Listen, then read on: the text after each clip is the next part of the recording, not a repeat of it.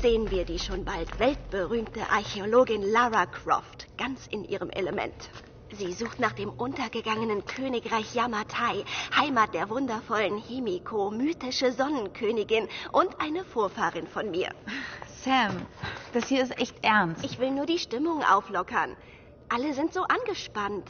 Worüber machst du dir Sorgen?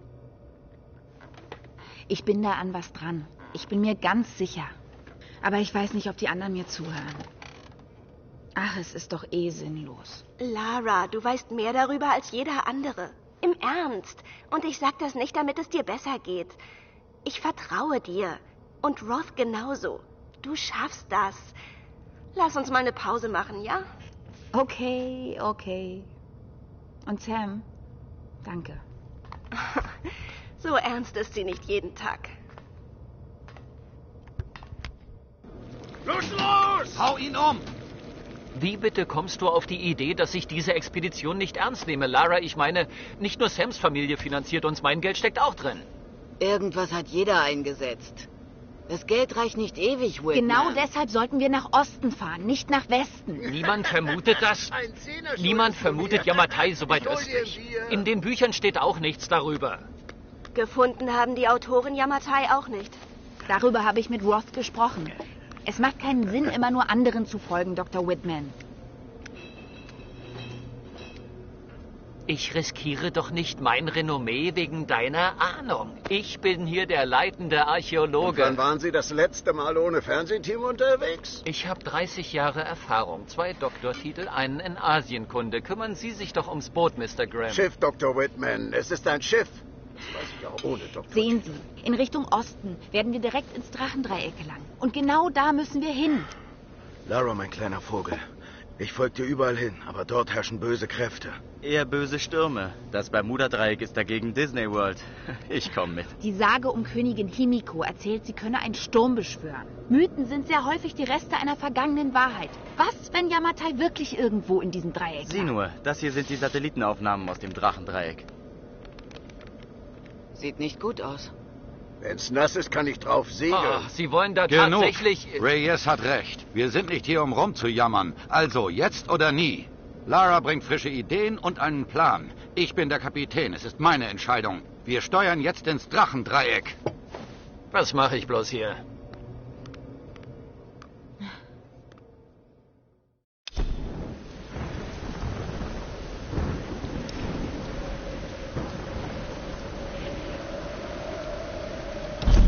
Es ist bestimmt ein mechanisches, kein elektrisches Problem. Jetzt, Alex.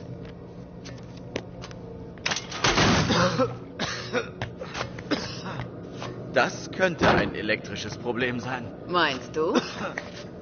Oh, hallo. Hey, wer ist denn die Kleine hier? Ja, hä? die ist süß, hä? Ja, das ist Alicia, meine Tochter. Oh, 14 Jahre alt. Und klüger als du je sein wirst. sie kommt dann wohl ganz nach ihrem Vater. Das wäre zu viel der Ehre.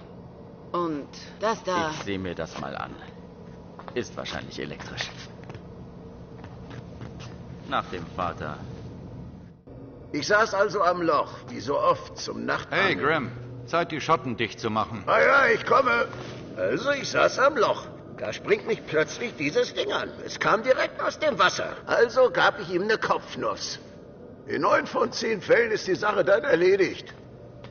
Eine Woche lang konnte ich nicht mehr schlafen. Und ich trinke seitdem nicht mehr. Wir sehen uns beim Essen.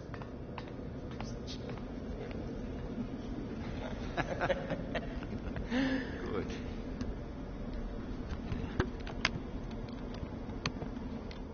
Okay, für die Zwischenschnitte. Danke. Dr. James Whitman, Filler 15, Take 3 und Action. Okay, dann pack ihn schön fest und schneid ihm den Bauch entlang. Genau so. Ja, ungefähr. Oh Gott, Cut!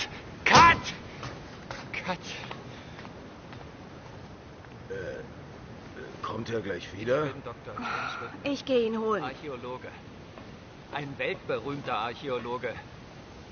Ein Entdecker. Der weltberühmte Archäologe So ein seltener Dr. Fisch. James Ich kann Whitman. doch so einen nicht einfach Es ist ausnehmen. nur ein Fisch, okay? Sie Ja, schaffen nur das. ein Fisch. Dieses verdammte Reality-TV-Business. Ich möchte den Menschen Kultur nahebringen, Sam, und kein Essen. Nichts für ungut. Die Zuschauer wollen Inhalte, Dr. Whitman. Sie wissen das. Bis wir das Königreich gefunden haben, brauchen wir Aufnahmen wie diese. Kommen Sie, noch einmal von vorn, okay? Sie werden dann bestimmt aussehen wie ein Profi, wenn es fertig ist. Dr. James Whitman, Filler 15, Take 4, Action. Okay, pack ihn richtig fest und schneid ihm den Bauch lang. Ich kenne die Karten so gut, ich sehe sie selbst mit geschlossenen Augen. Aber was, wenn Yamatai doch nicht im Drachendreieck liegt und... Das hast du bei einer Ausgrabung deines Vaters gefunden. Du kamst an, um es mir zu zeigen, in deinem Pinguin-Pyjama. Ich war 5 Jahre alt. Das war mein erster Ja. Pfund. Du hast einen tollen Instinkt, Kleine. Du musst ihm nur vertrauen. Das hat mein Vater auch gesagt. Er hat immer auf seinen Instinkt gehört. Was auch geschah. Er wäre sehr stolz auf dich, Lara. Wir nähern uns dem Sturm. Naja, was auch kommt. Wir stehen es durch.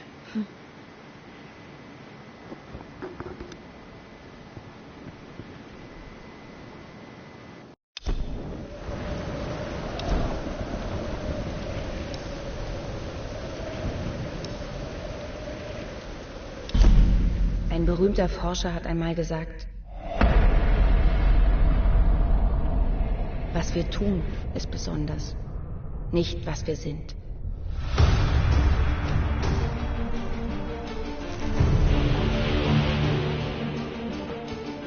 Ich wollte mir einen Namen machen. Abenteuern nachjagen. Aber stattdessen haben die Abenteuer mich gejagt.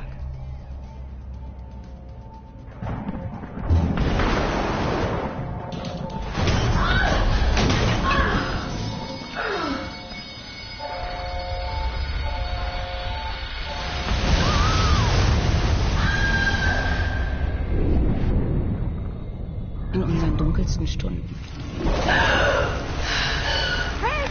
Wenn das Leben an uns vorüberzieht, finden wir etwas. Etwas, das uns antreibt.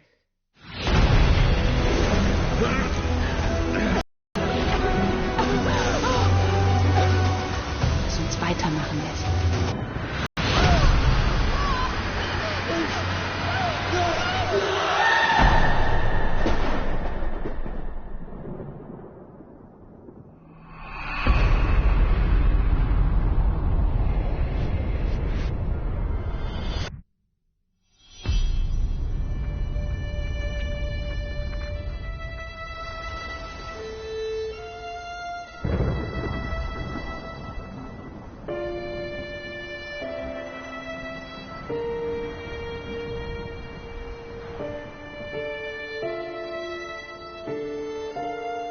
Als alles verloren schien,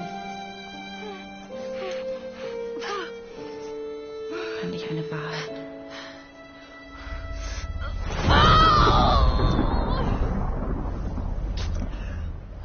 Und mir wurde klar, was ich werden musste.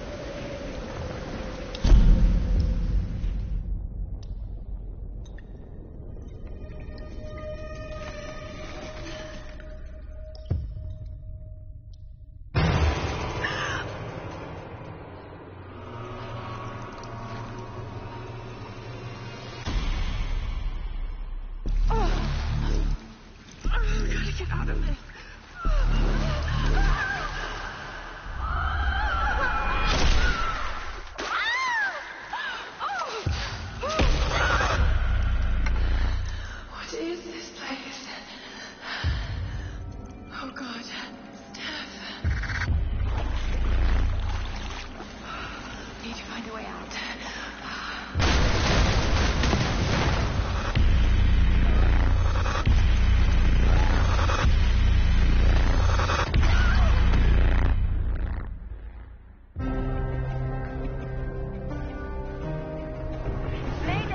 Mayday! This is Lara Croft of the Endurance. We are stranded on an island in the Dragon's Triangle. We need help and medical supplies. Please respond.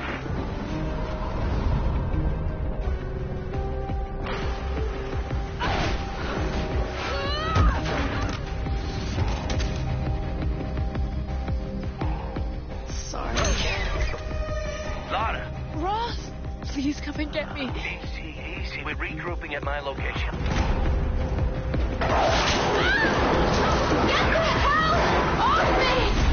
But some of the others wanted to go further inland. After that, I never saw any of them again. Laura, you're alive. Hey! Let go of her! You waited so long. He took her. He took Sam. Who took Sam? A man, like the one who killed Sam. Get back!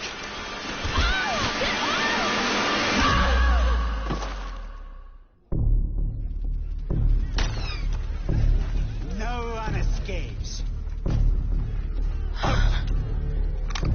Finish her!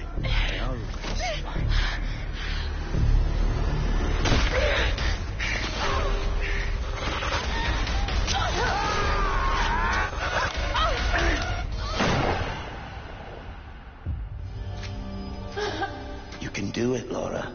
After all, you're a Croft. I don't think I'm that kind of Croft. Sure you are. You just don't know it yet.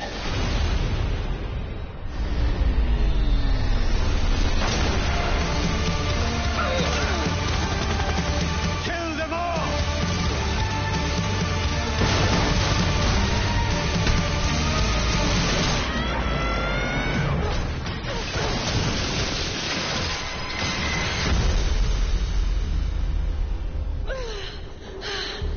I hate tombs.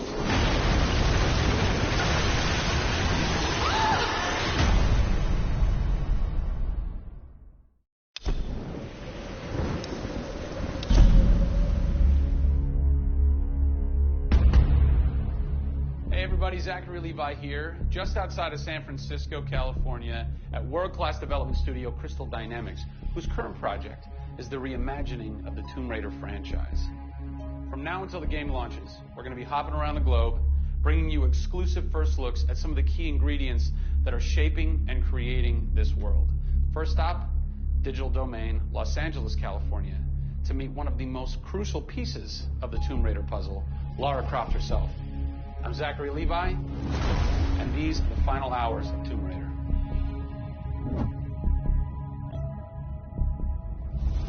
Digital Domain. This is where they do a lot of mocap for big Hollywood films and video games like Tomb Raider. And today, we are going to meet the new Lara Croft, who is around here somewhere. Teaser! And this is where the magic happens. I think that might be the new Lara Croft. That's the new Lara Croft.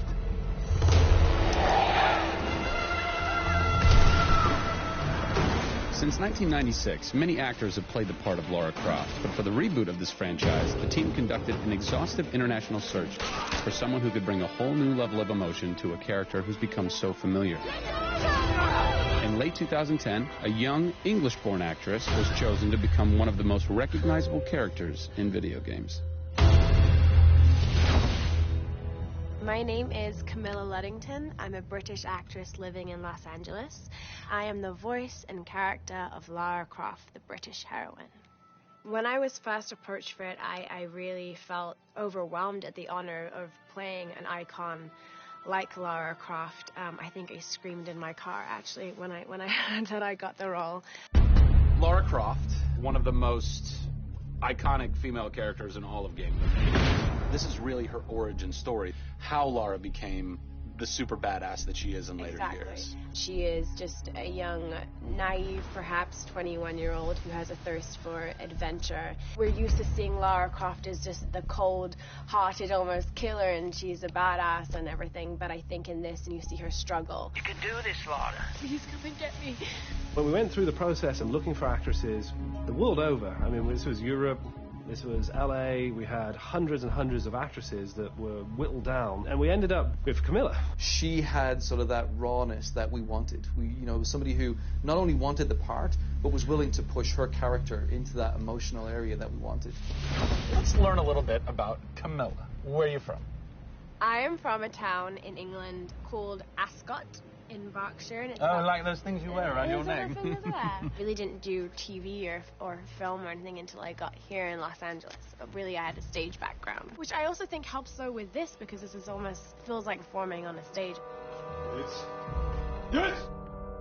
So here we are. This is performance capture stage. The volume. The volume, they call it. That's interesting. You'll have to explain that to me later. I don't know why. I think maybe it's like a measurement thing, like height and width and depth. I'm gonna go that with yes. Creates volume. Yeah. Math nerd.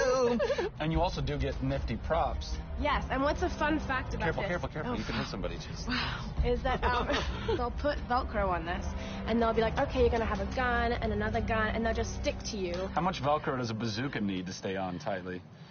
A lot. There had to have been a lot of pressure as far as being the new Lara. It was intimidating. Did you go run around in the woods? Did you go hunt boar with a bow and arrow? Well, what's funny is I actually did archery when I was a kid. Really? Yeah. At the time, you're thinking, why do I need archery? You know, when am I going to use a bow and arrow? And now I know why. Interestingly enough. No! Is Lara a video game icon? A sex symbol? I think she's both. Oh! Obviously, she's a game icon. But I also think she's a sex symbol because she fights for what she believes in. She's courageous. And I think those things are sexy. The shorts are gone. That's a bummer. Which I'm sure most guys will think is a bummer. I like her new look. Yes, she's still gorgeous. But now she's a person. Camilla brings truth. She is truly breathing life into Lara Croft. And when Lara is supposed to be going through an emotional scene, you'll see tears streaming down Camilla's face, and it's real. People ran over to her, like, are you okay? Like, she's got mascara running and tears streaming down her cheeks, and she's like, oh, yeah. And you're like, wow. When I got this role at first, I did not even know that I would be crying so much. I just thought I'd be kicking butt. That was the Lara that I thought I'd gotten myself into. This was some of the most emotionally and physically draining work that I'd ever done.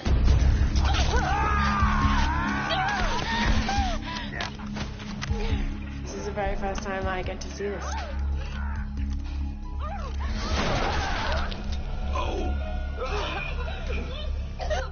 Oh, God. I had to do it. I had to do it. So the fans have now seen Lara's first kill. What was that moment for you like? Intense, for sure. Probably one of the hardest things to film. She has to fight for her life. It's fascinating how she reacts to that. You know, she doesn't just walk away from that first kill. It really gets to her, and you see her become Lara Croft. Camilla Luddington. Don't miss it.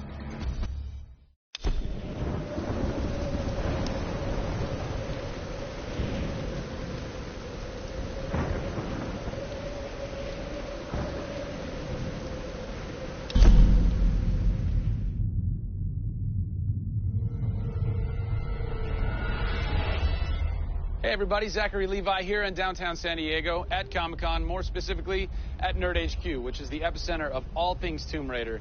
The anticipation is building as the team from Crystal Dynamics continues to say that this could be the game of their careers. Today we're going to dig a little bit deeper into the story with some of the key writers and designers who are brave enough to tackle the origin stories of Lara Croft. These are the final hours of Tomb Raider.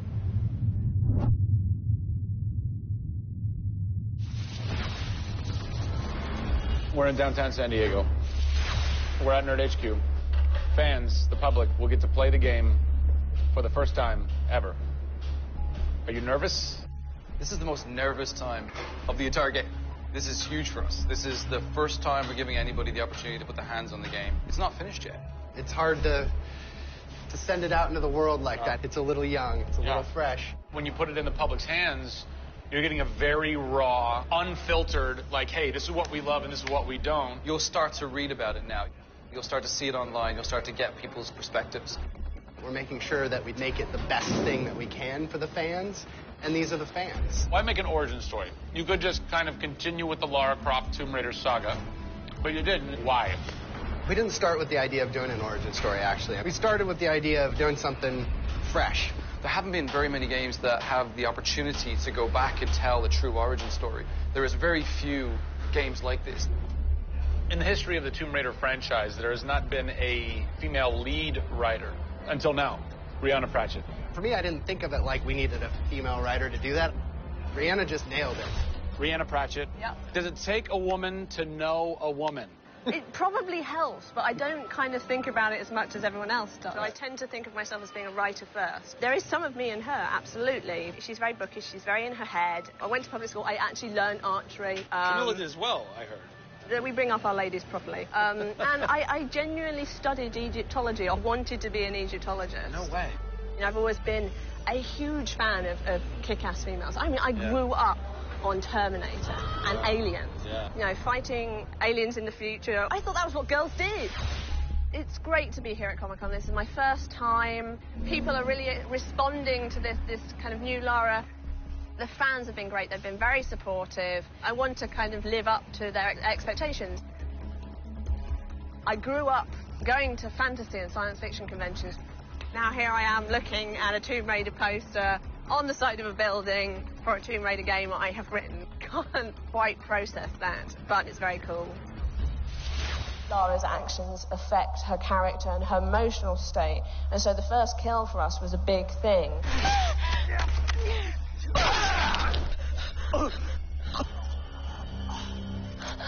It's not comfortable to watch, and it shouldn't be. Oh, God! And it is about picking yourself up, despite the fact that you're scared. You can't have bravery without fear. In video games, you're kind of tweaking all the way down to delivery. Yeah. Blessing or curse. Games development can be quite harsh on narrative. You know, you can lose levels or characters. You have to be amazingly flexible. When is the script finally finished? You get insight when you see it through your audience's eyes. Yeah. So once the story gets to a point where we can start sharing with people, where we can start putting it on the screen, then we start to understand, are people getting from it what we want them to get from it? The feedback is that it's really fulfilling our primary goals of delivering a story that introduces people to Lara Croft, but also just takes them on an amazing adventure.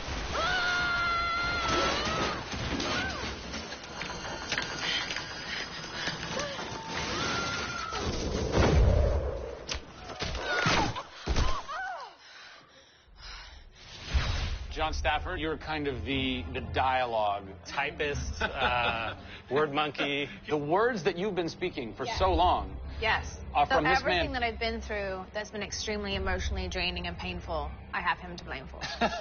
We'll have words later about it. What were the challenges stepping into the heart and mind of a character like Lara Croft, who we've known for quite some time? Yes. Players' expectation is... You want to just jump right in, guns blazing. Controller, I'm awesome. I'm awesome. We want that. That's what video games basically allow gamers right? to feel. I am awesome. Challenge for me is to show her vulnerable. We're shipwrecked on an island inside the Dragon's Triangle.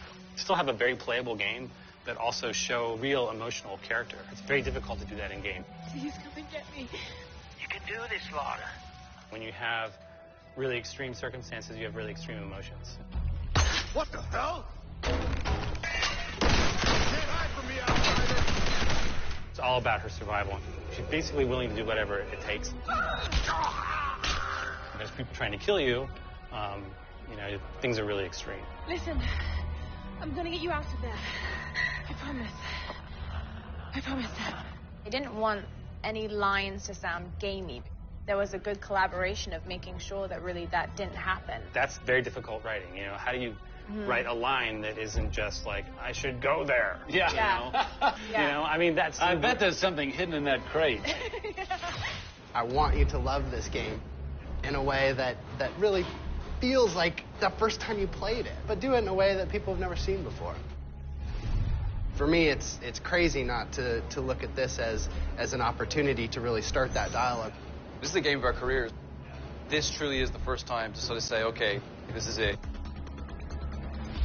Well, now that we know a bit more about what it takes to reimagine an icon from the ground up, we're headed east to go behind the sounds of Lara's journey. A journey that is heightened and shaped by cinematic score and sound design. I hope to see you on the next episode when we talk to who's behind what we're hearing in Tomb Raider.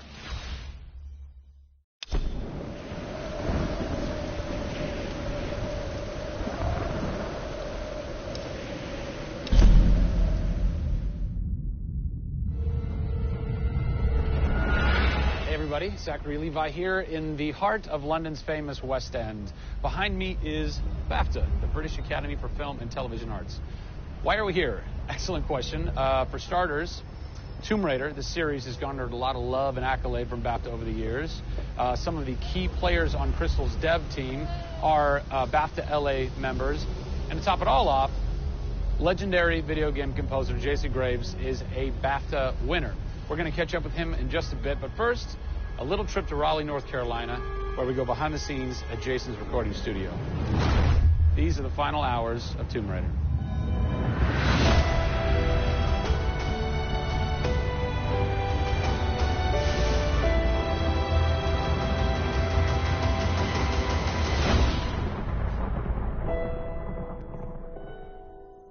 First thing we did was the theme. There have been many composers in the games or the films, but they've always used the original theme. They said, we want to start with a clean slate, new theme. I did it on piano, very simple. I was really scared just to send it because I'm like, I don't know, I think this really works, I think I like it. We ended up taking that exact theme. The first demo I sent was on the first trailer. That exact same arrangement.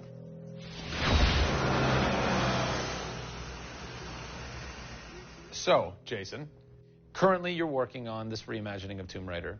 When you're taking on a new project, what are the things that attract you to that project?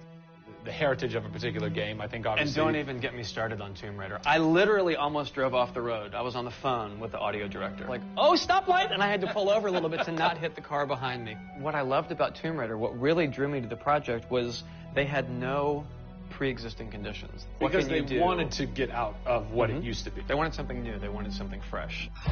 Jason's done hundreds of games at this point. He was an easy choice for us to go with on paper because he has such great experience. I listened through a lot of different material from a lot of different composers. I was really taken by how well he did the intimate stuff. The textures and the real, like, you know, intimate and vulnerable bits that we needed to highlight in the game were a great match for us. What is square one for you when you start wrapping your head around it going, this is where I feel like this world is going to exist? Main theme. Call me old-fashioned. Then it was a matter of finding out what kind of percussion would work. And always going back to the melody and the theme, because that's kind of the heart of the game. The most signature thing that we need to get right is Lara's theme. One of our big goals was that it can be used in any emotional context. What does it sound like? High action.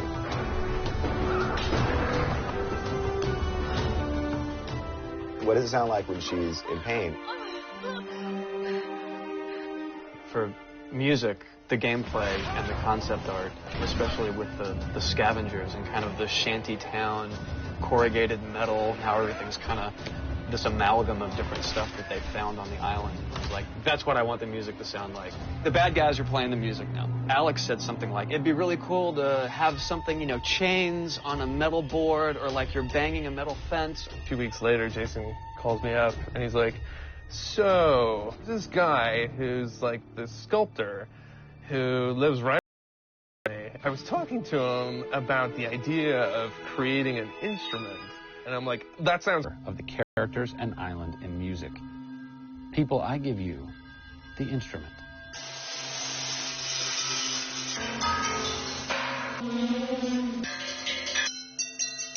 The instrument. I was going to let Matt determine the aesthetics. I was really only concerned about the sounds that the sculpture was going to make. Matt built this, which looks pretty much exactly like Laura's original homemade bow in the game. There's different timbres based on different materials. Metal, glass, It's a direct line from the plot, the characters, the story, the environment, straight to the sculpture. We always wanted the island to have that character in itself. Creating an instrument gave it this unique identity. It's got a voice. Yeah. The very beginning of the game is nothing but the instrument.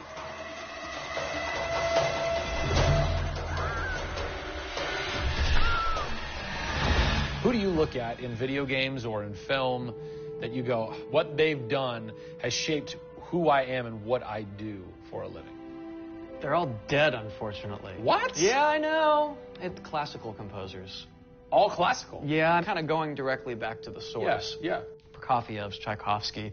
Even for some of the scary stuff, you've got Penderecki, who's a Polish composer. Actually, he's still alive. It kind of goes back to ballets or opera, which is kind of the precursor to film and video games. You know, they were telling a story. And that's what I love about that music. It tells a story. Even if you don't know the plot, you can listen to it. And film music's the same way.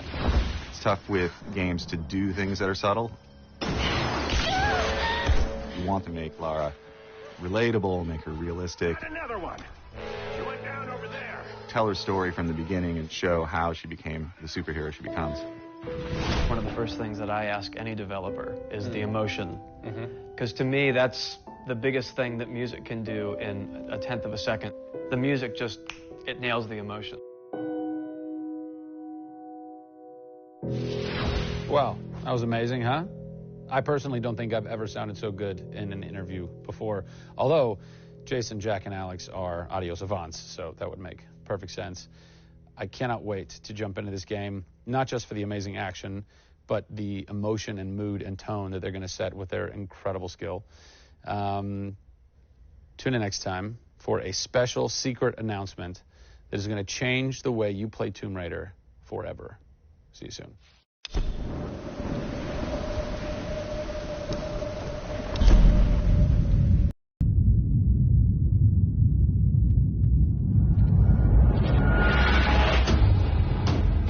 Hey everybody, Zachary Levi here.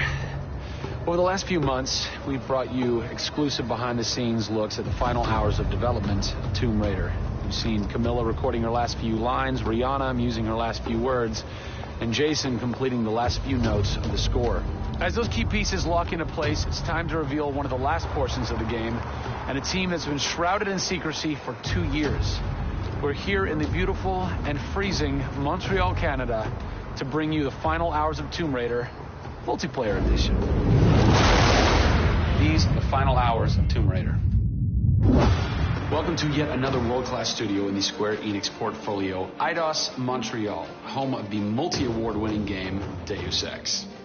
Locked away in one of the far corners of the studio is a team of experienced, passionate professionals who have been specially brought together to create the first ever multiplayer component to the Tomb Raider universe. Let's meet the team behind the vision, direction, and decisions, and hopefully get a chance to play a few rounds.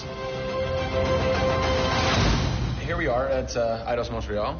Before we get into why we're here, Carl, you now have an amazing stash, my friend.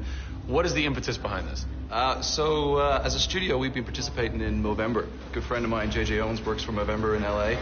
And we set up the gaming challenge, and we brought studios from all around the world $1,000. Well done. Been a big success, although my wife doesn't necessarily always approve. She hates it? Oh, No. She says that she hates it. She secretly loves it. What were some of the factors that led to a multiplayer facet to this new Tomb Raider? When we started developing sort of our vision for reimagining Tomb Raider, on paper, it was all about single player. And as we started to build that world out, we had the island, we had the Solarian, the scavengers. We started to realize that we had this canvas. Great warring factions, great landscapes. Yeah, we had all these really awesome places where it was all about traversal and single player. When we started looking at that, we thought, wow, well, what about multiplayer? Part of the genesis of that was Lara Croft and the Guardian of Light that kind of cracked open a door to lead you guys into the multiplayer into here at Eidos Montreal. Guardian Light was downloadable, a smaller scale project, and that allowed us to sort of take the risks that we wouldn't necessarily take on a full-blown project. Guardian of Light was our Pixar short.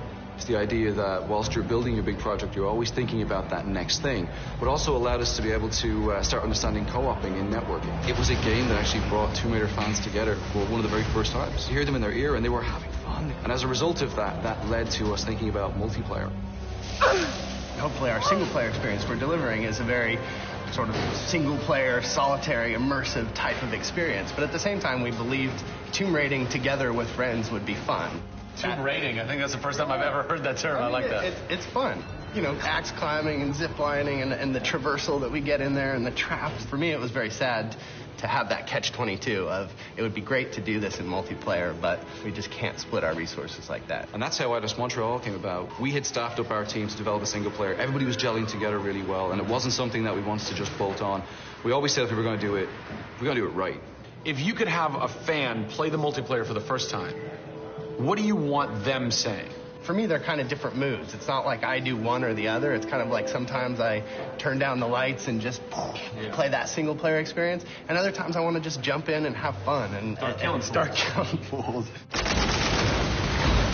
Joe Curry, producer of multiplayer on Tomb Raider. It's the first time Tomb Raider has ever incorporated multiplayer, and you're in charge of that. Yeah. What's running through your mind when you get that call? Well, first off, exciting, right? I mean, we're all huge fans of Tomb Raider on the team. I mean, we grew up with Lara Croft. But when we spoke to Crystal, like, we want to do multiplayer, and we're thinking, how do you do that? It's always been Lara's story. You've been in charge of creating the first ever Lara Croft Tomb Raider. No pressure. Multiplayer. No pressure, Zach. Thank you.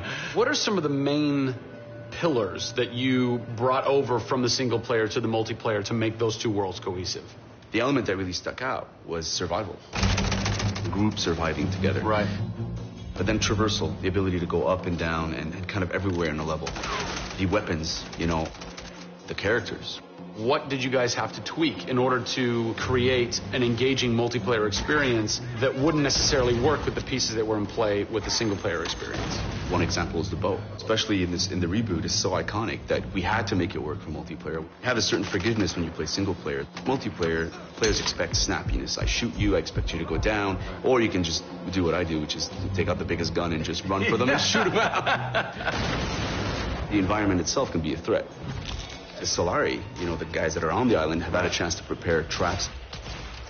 We've got things like an ammo box that looks like an ammo box, but it's really an explosive device. I need ammo, and it looks just like the regular ammo box, and then you're gonzo. We have a lightning rod. You'll get a lightning strike on the rod, and then you'll eliminate your enemy. First and foremost, we want to be humble. We want players to just have a really memorable experience. I had fun doing this. Do you remember when we set that trap? Moments that the players will come back to and talk about experiences that they've had for themselves, not necessarily the game offering them experiences. Absolutely. So, Joe, behind us we have the QA team, or the quality assurance team. They're a part of the development team. They can tell us what we need to fix and what's working and what's not. When do I get to game test? When do I get to get my hands on the game? Soon. We got a surprise for you first, Zach. So, when I was approached to host the final hours of Tomb Raider, essentially the biggest ask, not even ask, tell that I had was, I want to be in the game. I want to have a cameo. I want to have something. So guess what? Boom! Boom! Boom! I'm a playable character in the multiplayer Tomb Raider. How sick is that, Joe? You and your team are awesome. I can play with myself, virtually. Are we ready? Oh, that burns. You suck. Get those transmitters running. Radio transmitter activated. We're getting off this damn island. We send this thing. Beautiful. I would like to try and kick your butt as me in this map right now. Should we try it? All right. Bring it. Let's do it. It's happening right now. Oh, nice. Was that one of my traps? That was. Yeah! These booby traps are really fun. I mean, they're really, really fun. Yeah! Don't worry about it. Just because you made the game and I beat him. As you can see from the people and passion here at Eidos Montreal, this isn't just some add-on. They're devoting themselves to making this an experience in keeping with the feeling of single player. Familiar, yet different. Coming up in the final 2 episodes of our series, we go back to the home of Lara Croft. They're taking Tomb Raider to the finish line, and we'll be there for it.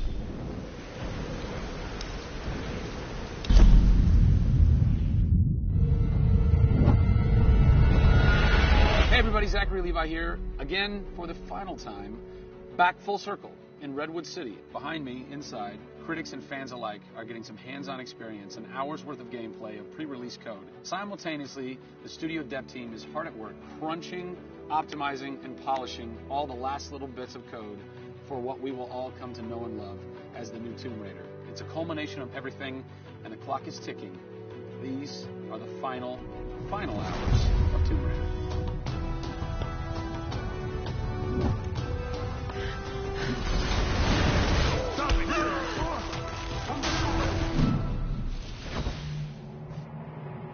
Tonight we have a large audience coming in. We decided that rather than going to one of our partners and just doing a live stream, we decided you come to us. Yeah. We have a big area in the studio, and let's open it up. Have you ever done anything like this before? No, we've never done it, because right now we've got black curtains up around a specific area of the studio, which is our next big thing. Mm-hmm. Only a select few people have been allowed to come in, right. And everybody's heavily NDA'd, and now we're going to bring 80 plus people into the studio. Well, it's exciting, to bring those type of people into the studio. They're the fans. They're the people who love it.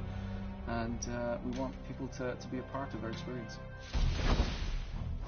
On one half of the studio, all that is going on like crazy. But basically in half the studio, you guys are just pounding, working out every last glitch, every last bug, making sure that it's all just perfect, done and perfect. Exactly. For your certs on Friday. Yeah. What happens when a game fails, sir? Then things start getting sweaty around here. You're dicing with death right there. We might be missing a release date. That's how big a day this Friday is. Yeah, it's huge. If we submit and they come back and say, hey, there's maybe 35 things that we'd like to change, then as a studio, we'll change them. We'll improve them. Or there's small things that they say, hey, this experience might be better if you just fix this little thing. Then, of course, the team are literally sitting there waiting for that to happen. And there has been games I've worked on where we've submitted, and within 24 hours, it would get kicked back, and they'd say, hey, you guys are crazy. You shouldn't have submitted it. So, there are 80 people in the office right now. You're 4.5 days away from delivering this thing, and they're strewn about. What are they all doing? So we have guys working out of very prioritized hit lists, right? So we say, okay, this is the most egregious thing that we've noticed lately. We'd like for you to focus in on it. What are you guys debugging here? Looking at some menu transitions. Oh yeah, we want to make sure everything feels snappy all the time. Menu transitions. If I had a nickel for every time. One of the toughest things with Lara as a character is her hair. You try to simulate hair in a video game, and it's not always exactly the way it would be in real life. But that's something that's, I think the fans really point that out, and they want Lara to look as good and as believable as possible. So even in the home stretches, we're trying to sweeten it and make you believe it. So I spend a ton of time playing the game. So while everybody else is busting their butts trying to make it work, you're having fun. That's basically what you're saying. There's about 80 people that are all still busily working in this last week before the game goes to cert. Absolutely. One of those groups is called the what group? The OMS group. And what does OMS stand for? OMS is an acronym for Oh My Shit. And what does that mean exactly? When you're into the high octane moment, the only response that we were challenging the team that it could come back with was, I would exclaim, oh my shit, that's awesome, right? Like, I couldn't even cuss properly. It could have been the OMHG, the oh my holy God team. Yeah. But oh my shit, oh my shit, it resonated. So many companies focus on the explosions. And we love explosions. I mean, there's plenty of them in the game. But it's also about sometimes that implosion moment, that time where you actually feel like you're part of that. We have an early example in the scavenger den, very early in the game, where the camera is about 6 inches from the back of her head as she's in this claustrophobic moment as the ceiling gets lower and lower and the water gets higher and higher and the torch, you're worried, is it going to go out? And as you suck in for that moment, if it's resonating with people, as we've seen it resonate here, you actually watch people who are claustrophobic kind of lean back in their chair a little and kind of react, and that's exactly what an OMS team is about.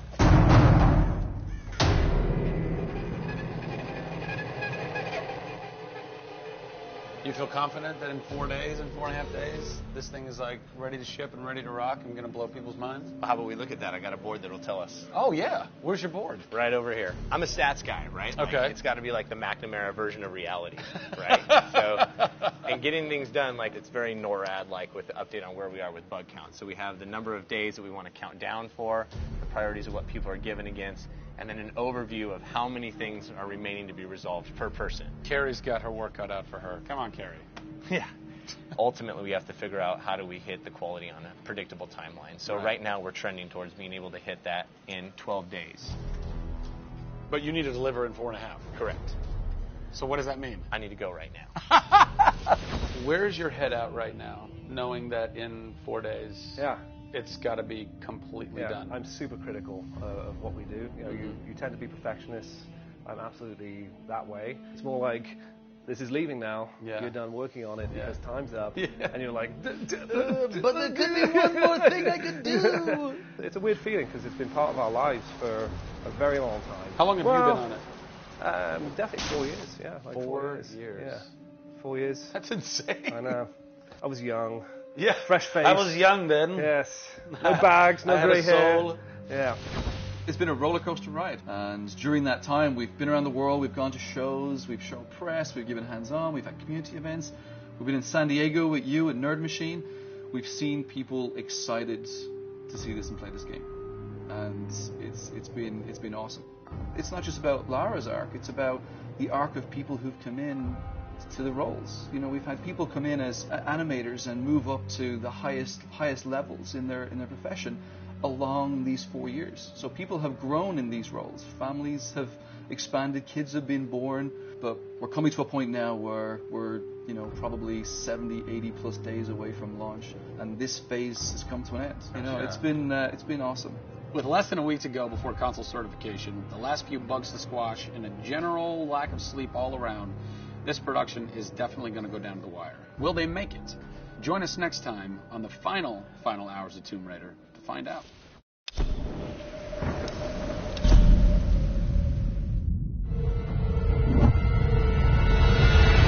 Over the last few months, we've followed the very talented Tomb Raider team through some of the most ambitious and innovative game development the industry has ever seen.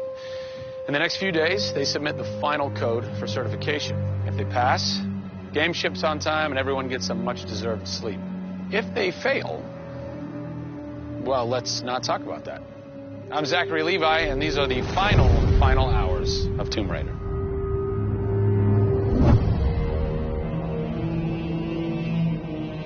We've been around for 20 years at this point. Oh, wow. In this industry, that's crazy. Yeah. 20 years of games, and many times we've almost not made it, right? Through generation transitions, or you've had ups and downs in terms of games being released.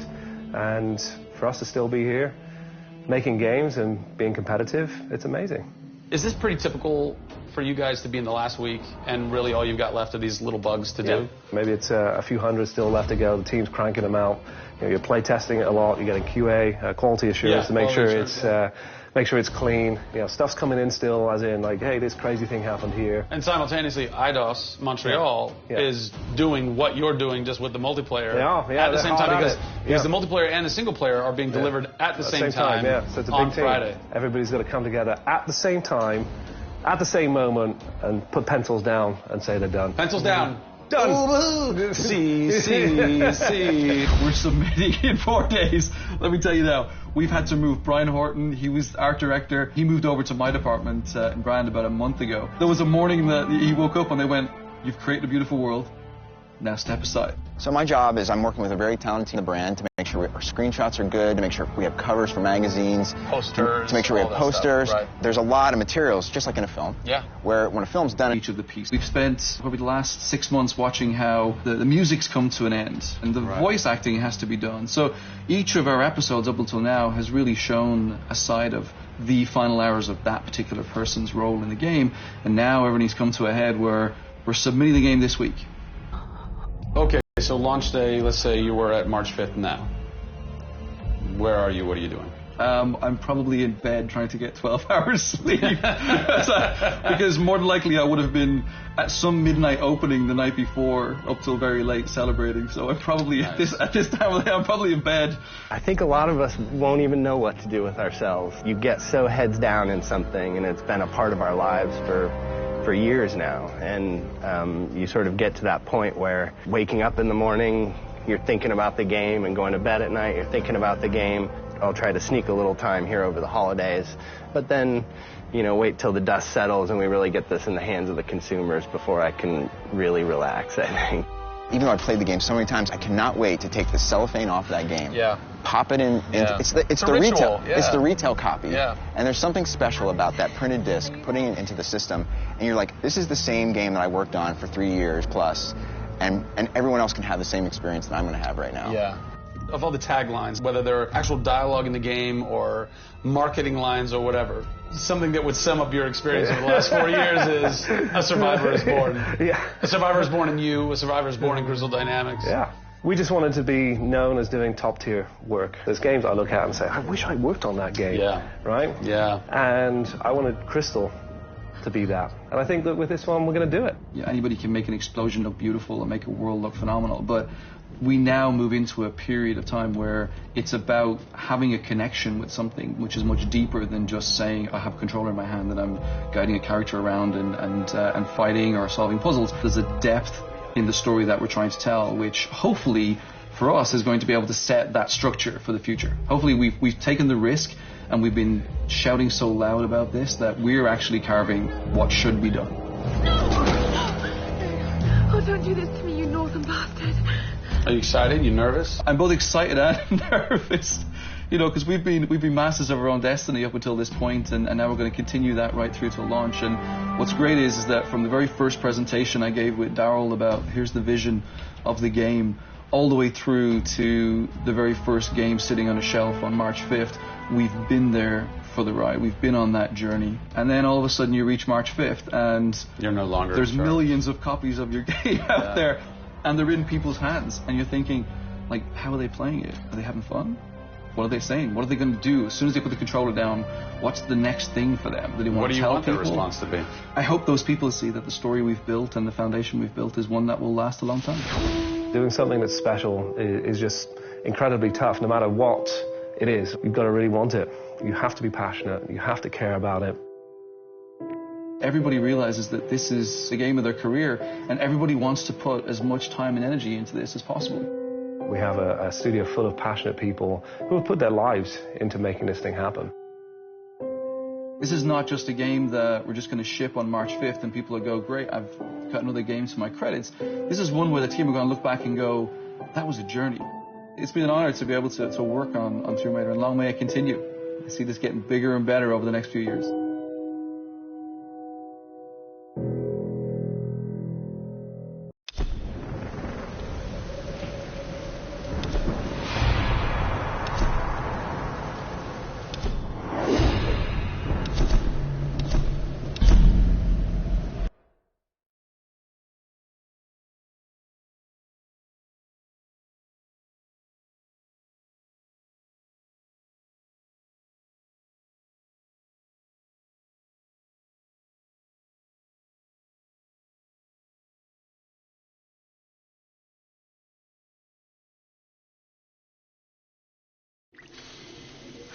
Ruhig halten, wir ziehen ihn raus! Was geht da oben im Palast wohl vor? Der Rauch unter dem Dach aufgehalten. Gibt's ein Problem, dann wissen wir Bescheid. Und was ist mit dem Funk? Die ganze Nacht nur rauschen. Etwas geht da vor. Bruder, du sollst ruhig sein. Halt den Mund. Moment, erklärt! Jetzt! Dieser Job ist Bruder, bitte. Ich bin nicht dein Feind, Bruder. Was ist das? Wir sagen diese ganze nutzlose Scheiße. Reiß den Arsch auf. Für Arthur Style. Die scheiß Sonnenkönigin. Das müssen wir... Was ist da unten los? Alles in Ordnung? Alles bestens. Nein. Setzt nur den Generator wieder in Bewegung. Ja. Zurück an die Arbeit.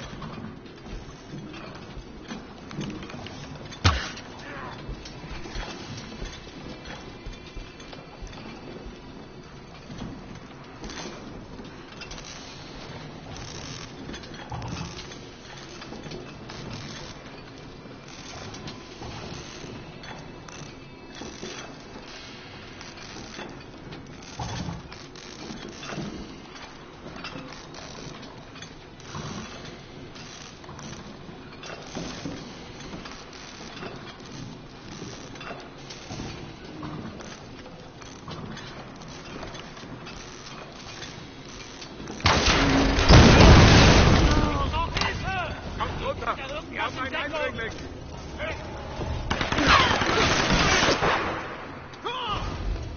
Ich hab freie Zugfeld.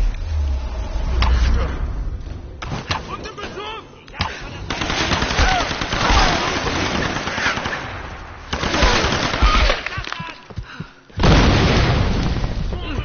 Gut, wir holen sie! Okay, suchen wir sie!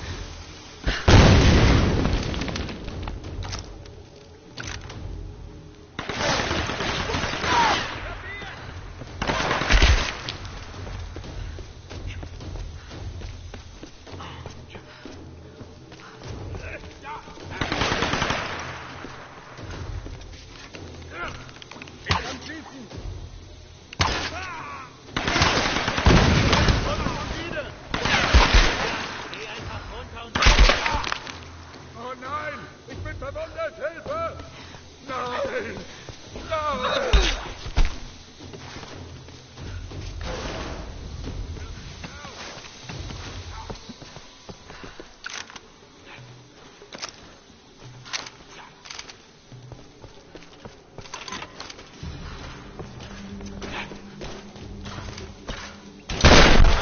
Schieß nur weiter!